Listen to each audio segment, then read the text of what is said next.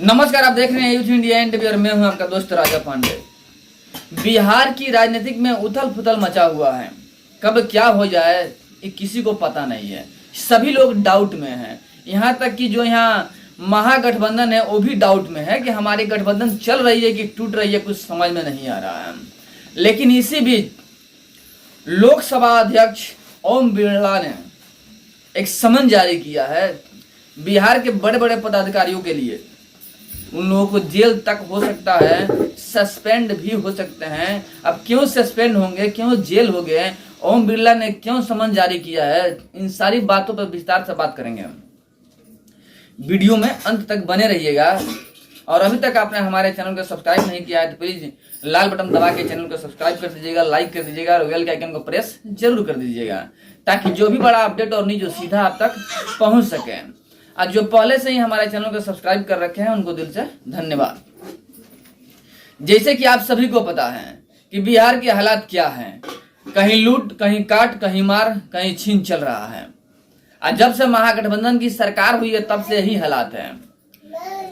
पिछले दिनों 13 जुलाई को एक सभा हुआ था, या कहे तो प्रदर्शन हुआ था। वह शांतिपूर्ण तरीके से प्रदर्शन किया गया था बीजेपी द्वारा, आला भर्तियों द्वारा और बुनियादी शिक्षकों द्वारा अपने मांग को लेकर के किया गया था। शांतिपूर्ण तरीके से मार्च चल रहा था, लेकिन उसमें लाठी चार्ज करवाया गया और बीजेपी के विधायक को पीटा गया, माथा तक फट गया। वो मना करते रहे कि भाई हम तो एमपी एमएलए हैं, हमें क्यों मारा जा रहा है।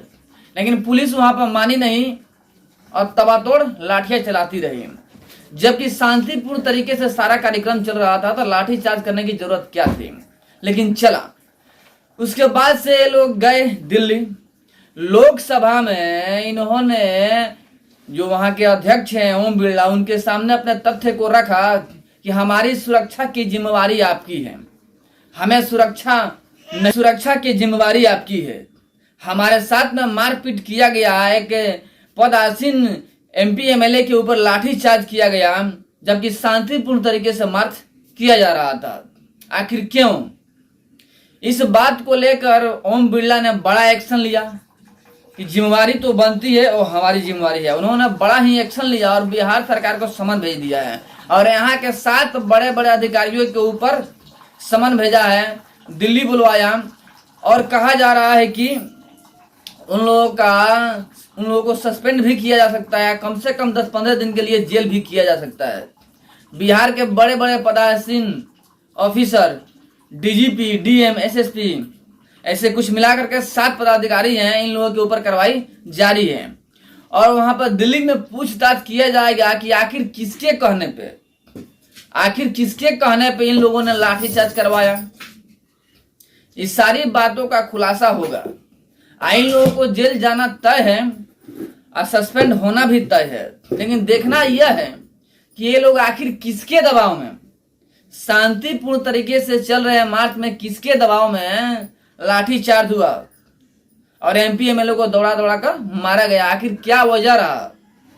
लाठी चार्ज करने की कोई वजह ही नहीं थी तो फिर लाठी चार्ज क्यों हुआ? मार के सर वगैरह फाड़ दिया गया, आखिर क्यों? बिहार की कहानी यही है। यहाँ पर हक मांगो तो मार मिलता है। बिजली गुल हो गई है, जाके बिजली गुल क्यों हुआ है, यहाँ पर आवाज उठाओ तो गोली मार दिया जाता है। अपनी नौकरी के लिए जब युवा जाते हैं पटना में प्रदर्शन करने तो दौड़ा दौड़ा कर मार दिया जाता है। वादा किया जाता है कि 10 लाख नौकरी देंगे और नौकरी का पता ही नहीं होता है। आज जब लोग मांगने जाते हैं तो दौड़ा दौड़ा के मार दिया जाता है। बिहार में शिक्षा बहाली के लिए नियम कानून बना कि बिहार से जितने बाहर के लोग हैं वो भी बिहार में आके फार्म भर सकते हैं। बिहार के लोगों को नौकरी देने की औकात नहीं है बिहार की सरकार की। अब बिहार के बाहर के लोगों को नौकरी देने की बात करते हैं। यहाँ तो कूट की बेरोजगारी भरी हुई है बिहार में। एक से एक क्वालिफाई लोग हैं लेकिन बेरोजगार हैं, नौकरी भी नहीं है, बिजनेस भी नहीं है, सड़कों पे घूम रहे हैं। इनका ख्याल यहाँ के नेताओं को नहीं है, लेकिन जो पूरे भारत के अंदर में है वहां पे पीएम की सीट के लिए दिखावा कर रहे हैं कि सभी लोगों के लिए हम फार्म भरवाएंगे। बिहार में कोई भी आकर के यहाँ पर फार्म भर सकते हैं, क्योंकि बिहार के बच्चे अयोग्य हैं, टीचर के लायक नहीं हैं।